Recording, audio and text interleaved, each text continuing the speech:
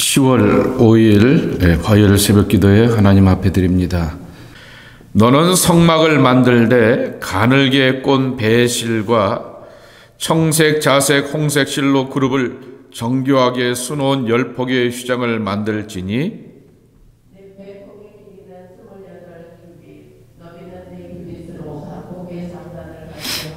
그 휘장 5폭을 서로 연결하며 다른 5폭도 서로 연결하고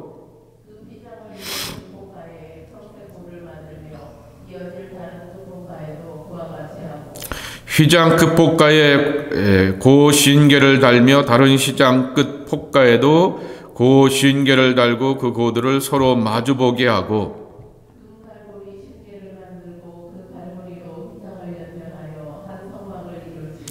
그 성막을 덮는 막 곧 휘장을 염소털로 만들되 11폭을 만들지며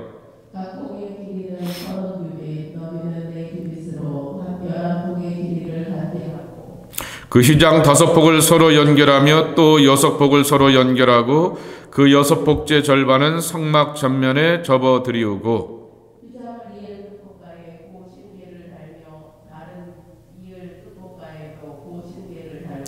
놋 갈고리 신계를 만들고 그 갈고리로 그 고를 꿰어 연결하여 한 막이 되게 하고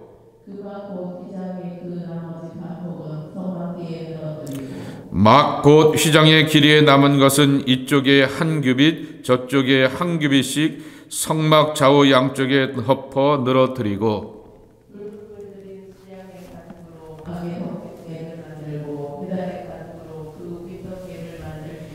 너는 조각목으로 성막을 위하여 널판을 만들어 세우되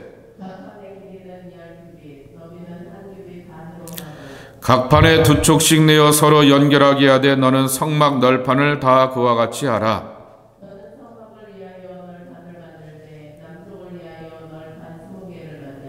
스무 널판 아래에 은받침 40개를 만들지니 이쪽 널판 아래에도 그 2촉을 위하여 2받침을 만들고 저쪽 널판 아래에도 그 2촉을 위하여 2받침을 만들지며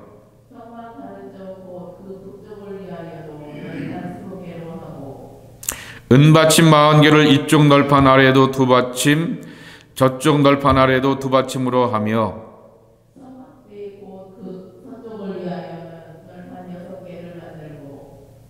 성막 뒤 2 모퉁이 쪽을 위하여 널판 2개를 만들되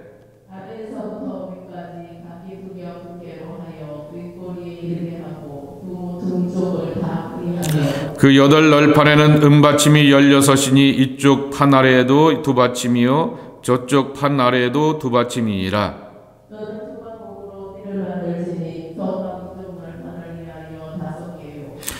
성막 저쪽 널판을 위하여 5개여 성막 뒤 곧 서쪽 널판을 위하여 5개이며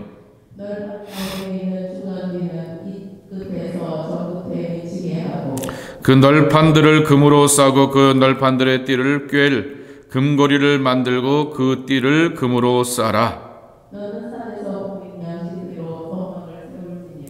너는 청색, 자색, 홍색 실과 가누게 꼰 배실로 짜서 휘장을 만들고 그 위에 그룹들을 정교하게 수놓아서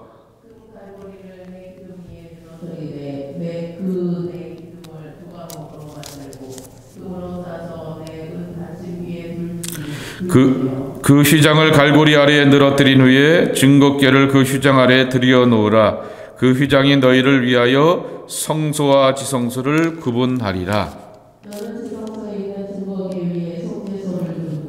그 휘장 바깥 북쪽에 상을 놓고 남쪽에 등잔대를 놓아 상과 마주하게 할지며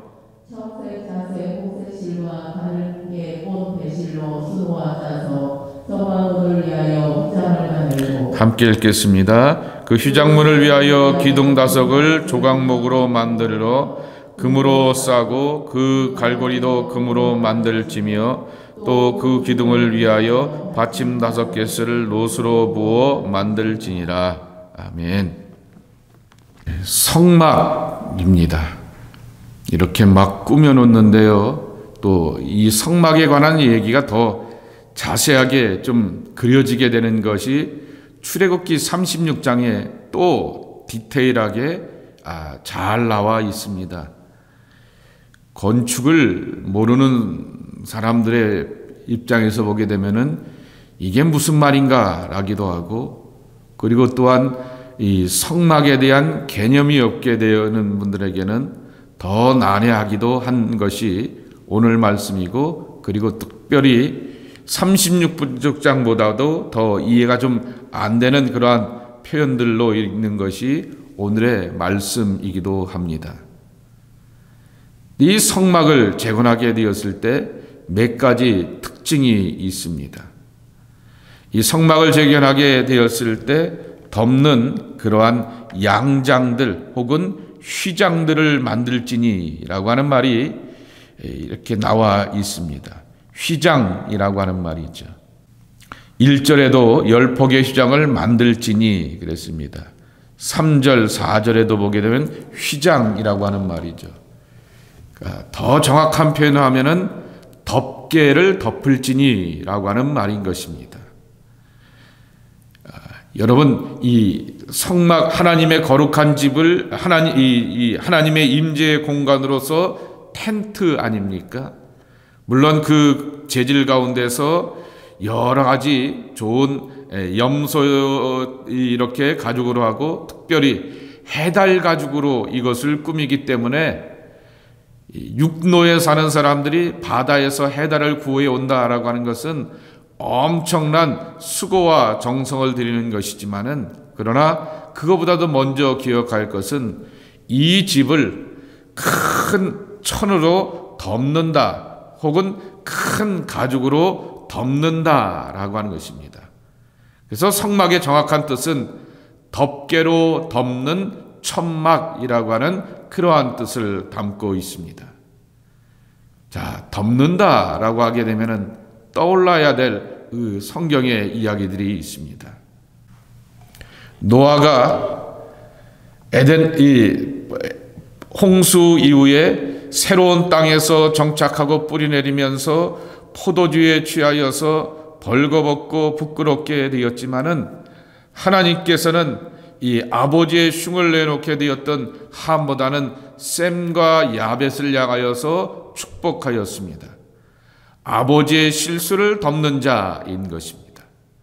더 그 이전에 아담과 하와의 이야기를 보아도 무화과 나무의 잎을 가지고서 자기들의 부끄러움을 가리게 되었던 그들을 향하여서 가죽옷을 입히셔서 그들의 부끄러움을 덮어주셨던 것이 하나님의 손길입니다. 자, 이 덮는다라고 하는 말을 참 잘 이해했던 사람이 한 분 계십니다. 사도 바울입니다. 덧입음이라고 하는 말을 입버릇처럼 말하게 됩니다.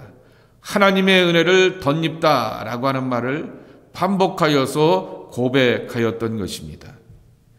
그러면 사도 바울은 뜬금없이 이 말을 갖다 썼을까? 사도 바울이든 예수님이든 그 신앙의 고유한 표현들이 다 구약 성경에 대한 말씀에 대한 재해석들인 것이 대부분입니다. 그래서 사도 바울이 쓰게 되었던 이 덧입음의 은총도 바로 여기서부터 기원을 두고 있는 것입니다. 모바일 텐트입니다. 아무리 좋은 해달 가죽을 갖다 뒤집어 써놓았다 할지라도 거기에 하나님의 영광과 하나님의 임재와 하나님의 함께하심이 아니하면은 천막은 천막입니다. 그런데 그곳에 하나님의 영광과 거룩과 임재가 함께하니 성막, 하나님과 우리가 만나고 우리의 죄와 허물이 속량받고 내가 하나님으로 인하여서 새 사람 되고 새로운 미래를 향하여서 나갈 수 있는 은총과 복은 바로 하나님의 임재 아래서 이루어지게 되는 것입니다. 그 집을 덮듯이 위로부터 덮는 하나님의 은총과 복이 가득하였기 때문에 라고 하는 것입니다. 두 번째로는 이 성막을 보게 되면서 7절 이하에 보게 되면은 휘장을 염소털로 만들되 그랬습니다. 이 헷갈리게 되는 게 휘장을 염소털로 만든다라고 하는 얘기는 굉장한 그러한 가죽이 아니라 털로 만든다라고 하는 얘기는 굉장히 많은 그러한 수고와 노동이 들어가게 되는 것입니다. 그리고 14절 말씀에 보게 되면은 해달의 가죽으로 그 윗덮개를 만들지니라 그랬습니다. 이 성막을 보게 되면은 3겹 내지 어떤 부분은 4겹으로 층층이 덮게 되었습니다. 2가지 의미이죠. 방수 효과와 방열의 효과인 것이죠. 가죽으로 단단히 2겹, 3겹, 4겹으로 덮어놓아서 행여나 광야를 지나가게 되는데 이슬이 차거나 또 때로는 우기 중에 비를 만나게 되어도 비가 그 안에 들여져 놓지 못하게 하는 것입니다. 또 한 가지는 방열일 것입니다. 찌는 듯한 태양 밑에 가운데서 그 속에 들어가서도 그래도 이 두꺼운 가죽으로 인하여서 그곳에 사역하게 되었던 제사장들과 레위인들을 향하여서 지켜보호하려고 하는 그러한 내용들을 담고 있을 것입니다. 근데 여기서 우리가 중요하게 의미를 보아야 할 것은 털을 가지고서 그것을 다 수가공하여서 그것을 휘장으로 만들게 되고 큰 덮개로 만든다라고 하는 것, 그 덮개 한 장의 길이가 14m 곱하기 20m라고 말하게 됩니다. 그니 엄청난 그러한 크기의 사이즈일 것입니다. 이것들을 만들어 가려고 하면은 갖은 정성과 고된 것들이 담겨져 있는 것입니다. 인간의 헌신인 것이죠. 인간의 정성이라고 하는 것이죠. 우리가 하나님 앞에 나와 예배할 때 하나님께서는 양을 툭 던지면서 내 죄 용서해 주십시오 제사장님, 그런 식의 예배를 기뻐하지 않는구나라고 하는 것을 알게 되는 것입니다. 하나님의 집을 사랑하는 것, 많은 사람들이 성전은 건물이지 하나님의 집이 아닙니다 말하게 되는데, 하나님의 집이 아니면 집에 가서 예배 드리시고 거기도 하나님의 집인데 거기서 예배하지 왜 예배당에 오냐라고 이렇게 역으로 반문할 수 있을 것입니다. 일상을 구분하여서 정말 일상에서 하나님의 임재를 경험할 수 없는 그러한 연약함이 우리 가운데 있기에 공간을 구별하고 시간을 구별하고 마음을 구별하여서 하나님께 집중할 수 있는 것이 바로 성전입니다. 그렇기 때문에 예배당 가운데는 진정의 마음으로 예배할 뿐만 아니라 정성된 마음으로서 준비하여서 예배하는 우리가 되어야 할 것입니다. 내가 나의 예배당을 진정으로 아끼고 있는가?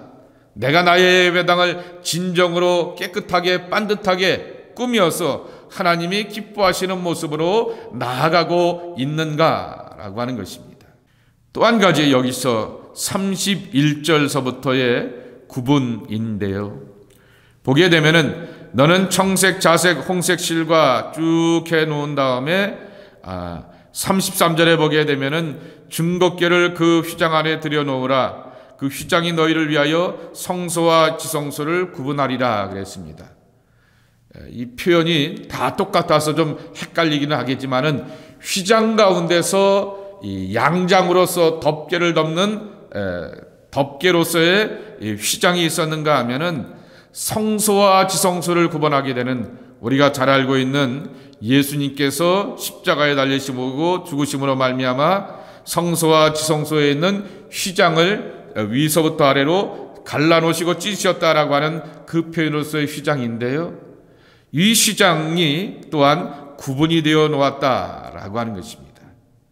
그리고 그 구분된 공간에는 누구만 들어가냐라고 하게 되면 대제사장만 1년에 한 번 들어간다라고 하는 것입니다. 성막은 절대 타자가 계시는 분입니다. 보네포의 표현대로 하면 당신은 누구십니까? 라고 표현하였듯이 도저히 이 천재적인 신학자가 고난과 연단과 죽음의 위협 가운데서도 제대로 이렇게 그 정체를 발견할 수 없는, 21살에 박사가 되고 23살에 신학교수가 되고 그리고 또한 그를 따르는 많은 그러한 신실한 이들을 통해서 또한 하나님의 말씀을 가르치고 또한 진리를 가르치게 되었던 이 천재도 도저히 발견하게 되지 못하게 되었던 하나님은 당신은 누구십니까? 라고 하는 그 질문을 갖게 되는 분이 절대 타자로서의 하나님이십니다. 그런데 또 그 하나님은 친근한 분이고 내 어깨에 무거운 짐, 내 마음속에 있는 엄청난 죄와 죄책감에 대해서 모든 것을 탕감하여 주시는 가장 가깝고 가장 나를 사랑하시는 분으로 만나게 되는 것입니다. 하나님의 성막에 올 때는 이 두 가지의 긴장감이 함께 있어야 하는 것입니다. 도저히 정체를 알 수 없는 분, 대제사장이라고 하는 분이 거기서 삐끗하게 되고 신실하지 못하게 되면은 죽어나가 돌아가게 되는 거룩한 영광과 임재가 있는 것이지만은 그분이 나의 죄를 사기를 기뻐하시며 그분이 나의 정성과 헌신과 믿음의 고백을 향하여서 받으시고 흥납하여서 나를 자유롭게 하실 수 있는 생명의 하나님입니다. 그 하나님을 어디서 만나느냐입니다. 하나님의 성막에서라고 하는 것입니다. 또 한 가지 여기 이 판을 세우고 기둥을 세울 때 쓰게 되었던 나무가 15절 말씀에 보게 되면은 조각목이라고 나와 있습니다. 영어 성경에 보게 되면 그 조각목을 아카시아라고 이렇게 써 있습니다. 아카시아 나무는 가시나무로서 볼품없는 나무입니다. 그런데 그 나무가 성전의 기둥으로 쓰여지게 되었고 때로는 그것을 가지고서 이렇게 나무로서의 성막에 있어서 지어가는 것 가운데서 가장 요긴한 그러한 나무로서 쓰임받게 되었다라고 하는 것입니다. 못생긴 나무도 볼품없는 나무도 하나님이 쓰시면 쓰시게 되는 것입니다. 그리고 또 32절 말씀에도 있듯이 이 조각나무를 가지고서 거기다가 코팅을 하게 됩니다. 때로는 금으로 코팅을 하기도 하고 때로는 은으로도 이렇게 코팅을 해 놓아서 그것을 쌓아놓고 거기다가 기둥을 세워가게 되기도 하고 거기에 또한 휘장들을 연결해 놓았다라고 하는 것입니다. 아카시아 나무가 생으로 쓰이는 경우도 있지만은 아카시아 나무가 정말 금과 은과 같은 것으로서 그렇게 덮여진 다음에 덧입혀지고 코팅되어진 다음에 그것을 바르고 쓰여지게 되었다라고 하는 것입니다. 아카시아 나무와 같이 볼품없는 나지만은 그럼에도 불구하고 하나님이 쓰시면 쓰임받는 값진 존재가 됩니다. 날로 쓰여서는 안 되는 것이죠. 옛사람으로 쓰이는 것이 아니라 우리는 새 사람으로 쓰임받는 하나님의 은혜 안에 값진 존재인 것입니다. 거기에 우리에게 필요한 것은 금과 같이 은과 같이 정말 보석과 같이 소중한 하나님의 은혜 또는 신앙의 이름이라고 하는 것입니다. 신앙의 거룩한 은총, 신앙이라고 하는 거룩한 이름이 내 안에 없이 인간 김주엽으로 우리는 쓰임받을 수가 없습니다. 그것은 바로 정말 아카시아 나무의 생모습과 같은 것입니다. 거기에 은을 덮어야 됩니다. 때로는 거기에 금을 싸서 덮어서 코팅해 놓아야 합니다. 하나님의 사랑과 은총과 축복의 것들로 나를 채워놓고 덮어놓은 다음에 우리는 그 안에서 쓰임받게 되는 것입니다. 하나님의 성막은 거룩한 것일 뿐만 아니라 복된 곳이라고 하는 것입니다. 하나님의 임재를 경험할 수 있기 때문에 거룩한 곳이라고 하는 것이죠.